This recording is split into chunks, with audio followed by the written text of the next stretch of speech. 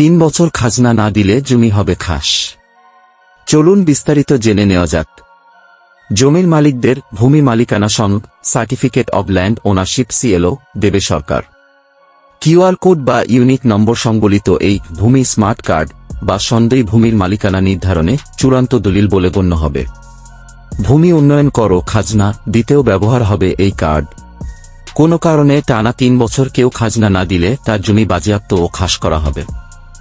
এছাড়া জালজালিয়াতির মাধ্যমে কারো জমি অবৈধভাবে দখল করলে 2 বছর পর্যন্ত কারাদণ্ড বা 5 লাখ টাকা জরিমানা বা উভয় দণ্ডে দণ্ডিত করা হবে। এসব বিধান রেখে ভূমি মালিকানা ও ব্যবহার আইন 2003-এর খসড়া চূড়ান্ত করেছে ভূমি মন্ত্রণালয়।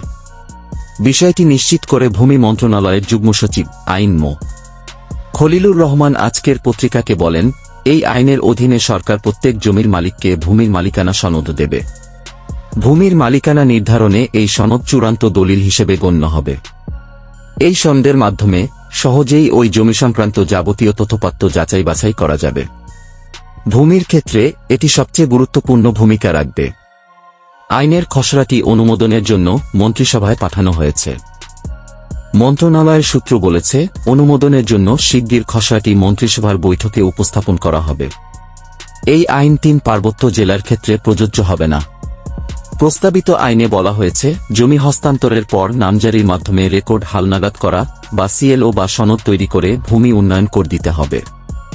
মালিকানা ও সত্ত্ব পরিবর্তনের সঙ্গে সঙ্গে ভূমির মালিকানা সনদও নিয়মিত হালনাগাদ করা হবে।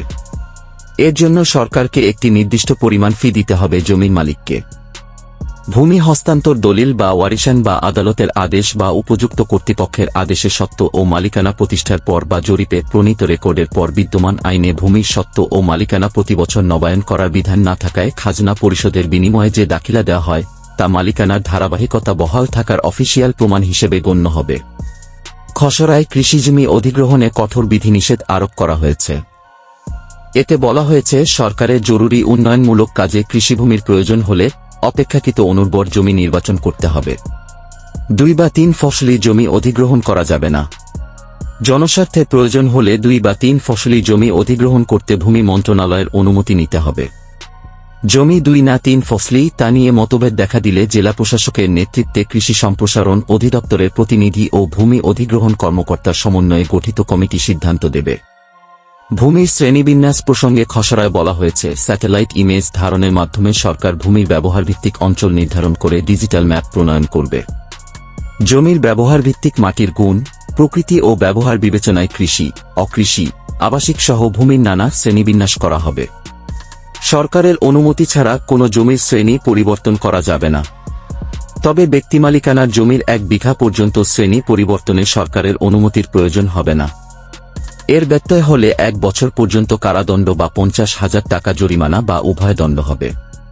খসড়ায় বলা হয়েছে, অঞ্চলভিত্তিক ডিজিটাল ম্যাপ অনুযায়ী কৃষিজমি সরকারের অনুমতি ছাড়া অন্য কোনো কাজে ব্যবহার করা যাবে না।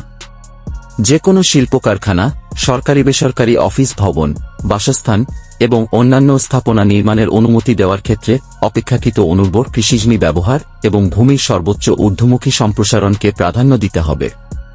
কৃষিজমি সুরক্ষা দিতে গ্রামাঞ্চলে বহুতল ভবন নির্মাণের ক্ষেত্রে ঊর্ধ্বমুখী সম্প্রসারণকে উৎসাহিত করতে সহজ শর্তে গৃহঋণের ব্যবস্থা করতে বলা হয়েছে। খসড়ায় আরও বলা হয়েছে, কোনো ব্যক্তি বা পরিবার বা প্রতিষ্ঠানে চলাচলের পথ বন্ধ হয়ে গেলে পক্ষরা আলোচনা বা স্থানীয় সরকার প্রতিষ্ঠানের মধ্যস্থতায় বাজার মূল্যে ক্ষতিপূরণের বিনিময়ে ন্যূনতম চলাচলের পথ দিতে হবে। কোনো পক্ষ রাজি না হলে তা অপরাধ হিসেবে গণ্য হবে। এজন্য 1 বছর পর্যন্ত কারাদণ্ড বা 50,000 টাকা জরিমানা অথবা উভয় দণ্ড হবে।